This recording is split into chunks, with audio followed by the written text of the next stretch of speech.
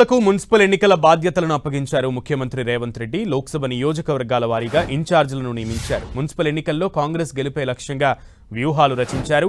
నిన్న మేడారంలో జరిగిన కేబినెట్ భేటీలో కీలక చర్చ జరిగింది.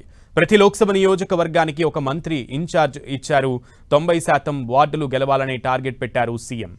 మున్సిపల్ చైర్మన్ స్థానాలపై ఫోకస్ పెట్టారు. క్షేత్రస్థాయిలోనే ఇన్ఛార్జీల పర్యవేక్షణ, పార్టీలో ఐక్యతనకు సీఎం సూచనలు చేశారు. రెబల్ అభ్యర్థులు లేకుండా కట్టడికి నిర్ణయించారు.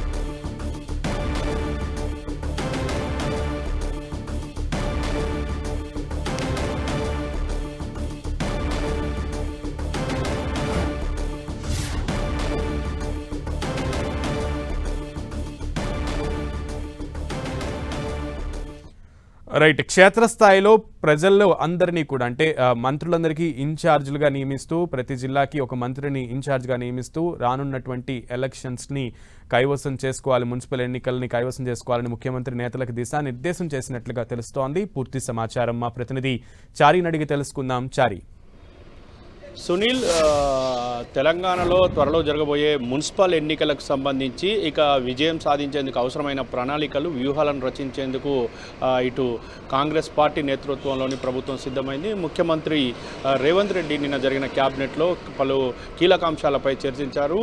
ఒకవైపు మున్సిపల్ ఎన్నికల్లో ఖచ్చితంగా మేయర్ స్థానాలు, మున్సిపల్ చైర్మన్ స్థానాల్లో ఎక్కువ శాతం 90% గెలుచుకోవాలంటూ ఆదేశాలు జారీ చేశారు. మంత్రులందరికీ ఒకవైపు బాధ్యతలు కూడా అప్పగించారు. ఇందులో భాగంగా ఆయా జిల్లాల వారీగా మంత్రులకు బాధ్యతలు అప్పగించారు.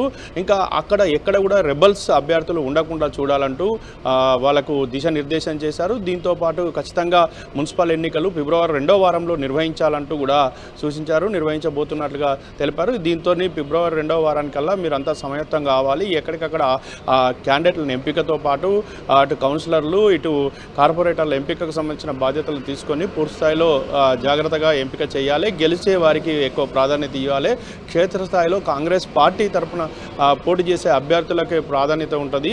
మిగతా వాళ్ళు నెక్స్ట్ అవకాశం కోసం ఎదురు చూడాలి. వచ్చిన వారికి ఎవరైతే పార్టీ జిల్లా అధ్యక్షులు కానీ, అదేవిధంగా ఎవరైతే ఇన్ఛార్జీలుగా ఉన్న మంత్రులు కానీ, ఆ నియోజకవర్గ ఇన్ఛార్జీలు కానీ వారందరికీ బాధ్యతలు ఉంటాయి కదా, వారు నిర్ణయించిన వారే అభ్యర్థులుగా కొనసాగుతారంటూ కూడా నిన్నటి క్యాబినెట్లో ముఖ్యమంత్రి రేవంత్ రెడ్డి దిశానిర్దేశం చేశారు. సో ఇక ఆ జిల్లాల వారీగా మంత్రులను మనం చూసుకుంటే ప్రతి లోక్సభ నియోజకవర్గానికి ఒక మంత్రిని ఇన్ఛార్జిగా నియమించారు. వారికి బాధ్యతలు అప్పగించారు.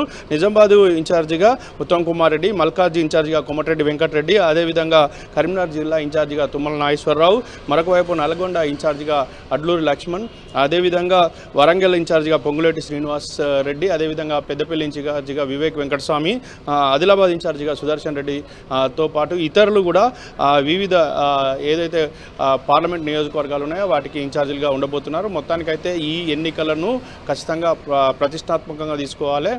90% అభ్యర్థులను మనమే గెలుచుకోవాలంటూ కూడా ముఖ్యమంత్రి వారికి సూచించారు.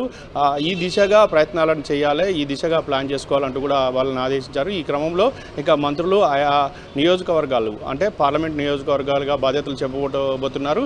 మరో 1-2 రోజుల్లోనే ఈ మున్సిపల్ ఎన్నికలకు సంబంధించిన షెడ్యూల్ కూడా విడుదల కాబోతుంది. దీంతో మొత్తానికి అన్ని రాజకీయ పార్టీలు కూడా సమాయత్తం అవుతున్నాయని చెప్పొచ్చు. సునీల్. ఓకే, తిరుపతి చారి.